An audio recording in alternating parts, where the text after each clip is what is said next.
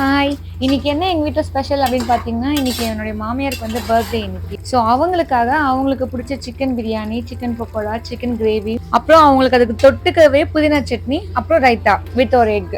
ஆனா அவங்களுக்கு சிக்கன் பிடிக்குமா, மட்டன் பிடிக்குமா, ரொம்ப பிடிக்கும் அப்படின்னு பார்த்தீங்கன்னா, மட்டன் தான் ரொம்ப பிடிக்கும்.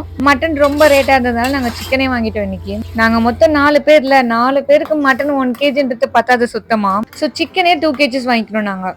இது நான் கையில என்ன தெரியுமா வச்சிருக்கேன்? அது வந்து ரம்பா இல. ஆக்சுவலா இத்தன நாளா எங்க வீட்ல இல்ல. அப்பா வந்தாரு லாஸ்ட் வீக் எங்க வீட்டுக்கு. அப்ப எங்க அம்மா குடுத்து விட்டாங்க.